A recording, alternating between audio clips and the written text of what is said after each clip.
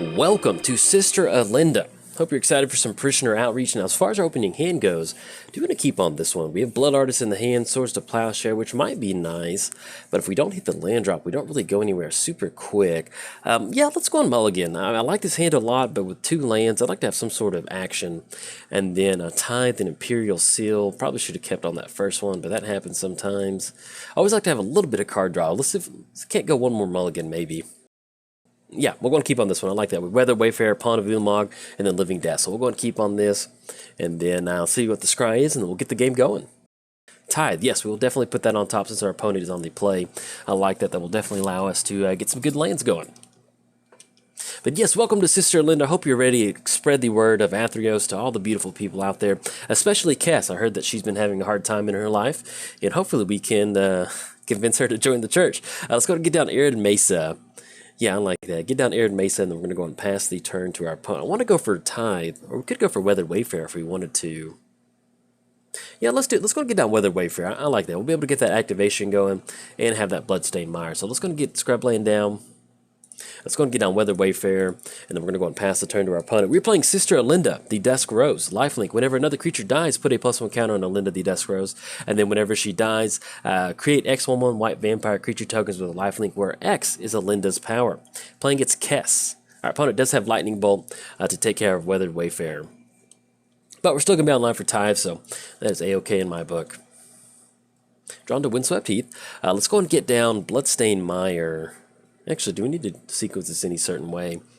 Yeah, let's go and go for Tithe right now. Let's go and grab Godless Shrine. Let's go and grab Plains. Let's go and get Godless Shrine, put that into play tap. Not going to pay 2 live, and then we'll kick it back over to our opponent. Playing gets Kess. Flying during each of your turns, you may cast an instant or sorcery card from your graveyard. If a card cast this way, we would put in your graveyard, exile it instead. So, we at least know that our opponent's graveyard is going to be online once they do have Kess on the battlefield. And we'll have to watch out for that Lightning Bolt. So maybe we can sequence it to where we can get a little bit extra power and toughness on Elenda to get out from underneath that Lightning Bolt. See what we're drawn to? Drawn to Evangel. Let's go and get Plains down. And let's go and go for Pawn of Ulamog. I like that. Get down Pawn of Ulamog. That way if something does happen to it or they have some sort of spot removal, we'll at least get a Scion token on the battlefield, and we can start using those to get some +1 counters on Linda. And then we're going to go and pass the turn to our opponent. Now, if you're a fan of Kess or you're a fan of Grixis, I do have a Kess deck on my channel. It's been a little bit since I've seen it. In fact, I need to update it for the... yeah, that's fine. Pawn of Ulamog. We'll still get the Scion token. Yes, we're definitely going to use that ability. And pretty much with Living Death in the hand, if our opponent's going to keep going for these different little spot removal and different things like that, it is A-OK. Got Living Death in the hand, so we'll make it work. But yes, I do have Kess. It's kind of a twin-based deck, so if you enjoy Twin and Modern, it is a twin version of Kess for 1-versus-1 commander. And with the unbannings of a lot of the tutors, it definitely makes it a lot better because you can tutor up one of your combo pieces. So I'll probably have that coming on the horizon sometime soon. All right, drawn to Wake the Dead. Let's go ahead and get down Windswept Heath. We do have 5 mana. If we wanted to go for Living Death right now, that'd be Pawn of Ulamog and Weathered Wayfarer, and that would definitely take care of Kess, sending it back to the command zone. Do we want to burn the Living Death right now for that? We do have Wake the Dead in the hand, too. So if we wanted to go for some Aristocrats. Yeah, I think I'm okay with that. Let's go and crack Windswept Heath. They've only got 3 cards in the hand. Yeah, I'm okay with that. Let's go and grab Plains, and then let's go ahead and let's go for Living Death. That's going to give us back Pawn of Ulamog, Weathered Wayfarer, and send back Kess back to the command zone. And then hopefully if they do make the land drop next turn, that'll allow us to go for Weathered Wayfarer, and we can start grabbing some of the important lands for the deck. We're also looking at getting down Evangel next turn. That's going to give us that nice end of the battlefield trigger to gain some life whenever a creature enters it. And then, if we sacrifice another permanent, it turns into a Blood Artist effect to where we can have our opponent lose a life and we gain a life. And, oh, that's just a... Look at that Church of Athreos Parishioner right there. He's so happy to be in the church, that knife. And it's pretty much what I imagined the church parishioners look like. I love it. Okay, opponent's going to go for Grim Tutor. Search your library for a card, put it on top, and they're going to lose 3 life. Alright, and they will pass the turn back over to us, leaving up only 1 blue mana. Now, one thing that we definitely do need would be some sort of sack outlet. That'd be really nice to kind of draw into, if possible. 1, 2, 3, 4. Let's go and get down Bloodstained Mire. And actually, they only have 4 lands, so that will keep us off any sort of Weathered Wayfarer activation, at least at this point right now. Let's go and push across for 2. It's going to knock our opponent down to 25. And then let's go and get down Liliana. Yeah, I like that because we can have Evangel, or if we wanted to, we can go for Evangel and then go for Liliana next turn once we sacrifice a permanent. You know what? I like getting down Liliana. I like that. Let's go and get her down. Alright, then anything else? No. We're going to go and pass the turn to our opponent. Now, if our opponent does make the land drop, we will have 5 lands. But the way we can get an extra Weathered Wayfarer activation is by once they make the land drop, we can crack Bloodstained Mire and then hold priority and then activate Weathered Wayfarer since we'll only technically have 4 lands on the battlefield. So if they make the land drop for the turn, that'll be a way that we can get an additional land. Outside of that, we may not be able to get Weathered Wayfarer going, especially once we kind of start to get ahead on land drops on our opponent. Okay, opponent's going to get down Kess, and they did get down Volcanic Island. That just put them online for Lightning Bolt too. Alright, opponent's going to go for Lightning Bolt on Liliana. Yeah, that's fine. Let's go and do this. Let's go and do that. Let's go crack Bloodstained Mire. It's going to activate Weathered Wayfarer. Let's go and get this popped out. Do we want to grab Ancient Tomb? Actually, we're sitting at 1, 2, 3, 4. Yeah, we'll just go and grab Temple of the False God right now. That way it'll give us a little bit of extra mana, and we don't have to worry about taking that damage. Let's go and grab Swamp, and that will send Liliana. And I think she'll flip into a... No, excuse me, that's whenever another non-token creature dies. So we'll still get that Pawn of Ulamog trigger. Yes, we're going to use that ability.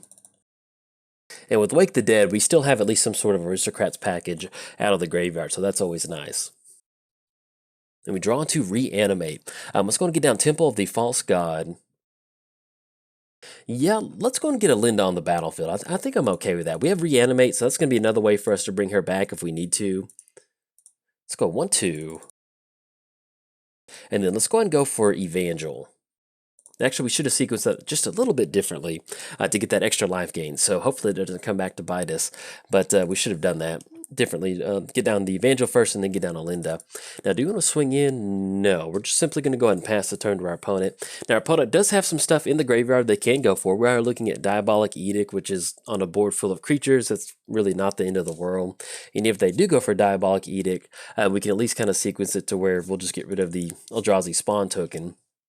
They do also have Grim Tutor, and we'll also put them online for Mystical Tutor too. So we'll see what they want to go for as far as this turn plays out. But they've got some pretty good options out of there. Opponent's going to grab a Cyclonic Rift on top of their library. So it's going to be 1, 2, 3, 4, 5, 6. So that'll definitely be something that... if they bounce everything back, it's not the end of the world. That's one of the good things about playing Aristocrats is that, you've got a lot of 1, 2 drop, 3 drop creatures, and it just doesn't really... It's just okay. You can pretty much re-roll your board out pretty easily. Do you want to do anything in response to that? Whenever she lies? No, that's fine. And that'll be our opponent swinging across for 3. And that will also only put them at 1 card in the hand. So we can rebuild pretty quick after that. Drawn to Vizkopa Guild Mage. Let's go and get down Pawn of Ulamog. Let's go and get down Evangel. That's going to be 1, 2, 3. And then let's go and get down Weathered Wayfarer for 1 white mana. Okay, and then anything else, we'll kick it back over to our opponent. Now, we do have Vizkopa Guild Mage in this particular deck. Whenever we gain life, we go for that activation. That'll kind of act as an additional Blood Artist effect. So it's always nice to have, Zulaport Cutthroat or Blood Artist. But if you can get kind of that extra activated ability to kind of piggyback on some of that stuff, that might be the difference in us kind of closing this one out. Alright, so our opponent went for a Fatal Push on Weathered Wayfarer. It's still going to give us a Spawn token. And still get an additional life gain off of Evangel. And our opponent's going to go for Grim Tutor out of the graveyard using Kess's ability. Alright, and then Grim Tutor does hit the Exile Zone now that it is out of the graveyard. So, let's see if they're going to swing in for 3 or not. If not, we'll be able to at least, hopefully, see if we can't get down Elenda. We can start to get some of those Vampire tokens going. And like I mentioned... we're going to be praying to Athreos that we get some sort of sack outlet to really start to get this going. We can still sacrifice some of these spawn tokens, but it really helps having an actual sack outlet itself. Ooh, Buried Alive. Okay, that's really good. Alright, so how do we want to sequence this? Yeah, let's see if we can't get Buried Alive to stick. That's going to be 1, 2, 3. Okay, opponent has Cryptic Command. Okay, it's counter target spell, draw a card. That is a bummer. That would have been nice to have, but that happens sometimes. Let's go ahead and go for Elenda. Yeah, I don't mind that. Let's go ahead and get down Elenda. Okay, we're going to get that life off Evangel, and let's go and push in for 4. Okay, so we get it for 4, knock him down to 18, and then anything else we'll kick it back over to our opponent. Now, unfortunately, that Buried Alive did get countered. That would have been really well with Wake the Dead.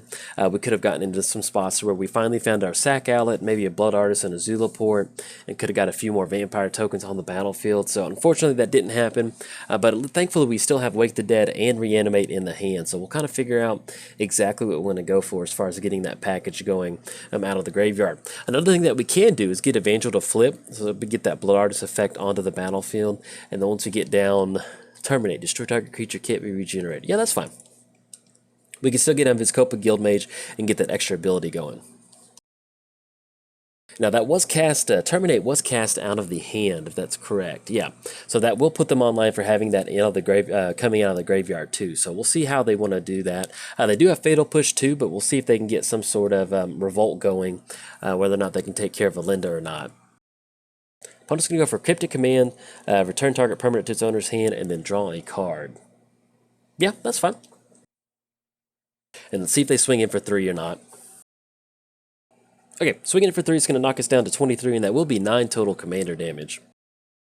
Alright, drawing to Flooded Strand. Let's go and get down Flooded Strand, and I think that might have been our last, so we're going to go and hold on to this one, because that might have been our last planes out of their library.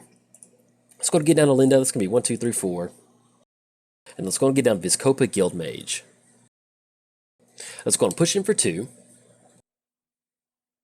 Opponent's going to go for Deceiver. Okay.